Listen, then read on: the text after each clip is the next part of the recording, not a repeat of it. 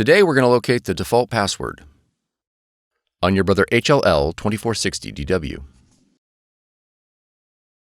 Your machine's default password is required in order to update the firmware or to access some advanced features. If your machine was manufactured in 2020 or later, the password will be located on a label on the rear of the machine. Your password will be the characters to the right of PWD. Your password will be exactly 8 characters. It will be case-sensitive and may include letters, numbers, and symbols. For older machines without a password label, use the word initpass or the word access as the default password. When prompted, enter the default password in the password field. If the password is not accepted, contact your system administrator and ensure the password has not been changed.